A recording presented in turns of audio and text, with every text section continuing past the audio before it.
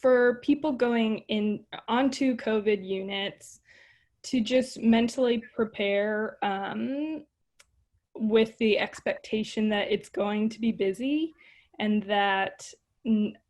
the management at most of these hospitals are overrun, and there needs to be a lot of responsibility on our part, especially as traveling nurses, but also staff nurses. You know, it's really our time to kind of take ownership of different things that just are falling through the cracks. And it's not necessarily anyone's fault, but in a time like this, it's overwhelming for these hospital systems, which can be,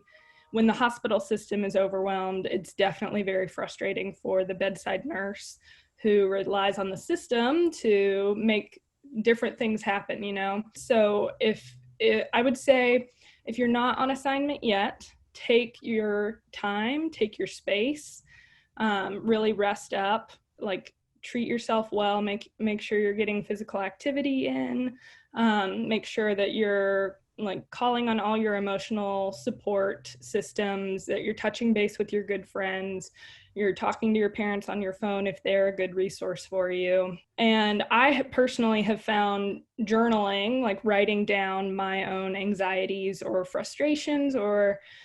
my own just personal thoughts, writing them out, writing them down, and at least getting them out of my head, and using that technique as well to kind of help prepare for a new assignment, basically. And then for the nurses who are already there, I would say all the same things. Make sure you're eating well, finding support from people who can relate and who can encourage you. I think it's so easy to get frustrated.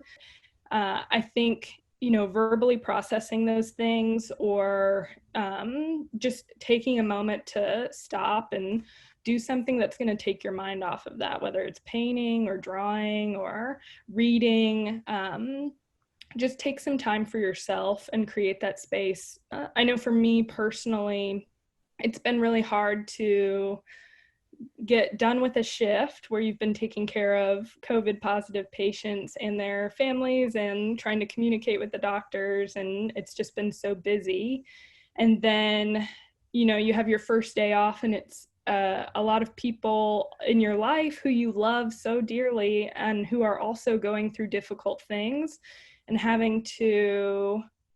kind of calm their own anxieties or fears, or feel like you have to comfort them. I think taking one of the days that you have off and really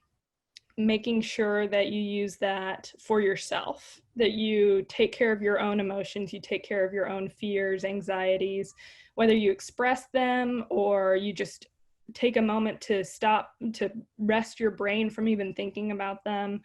That's what I would really recommend, because it's hard to try to care for everyone when you're not caring for yourself.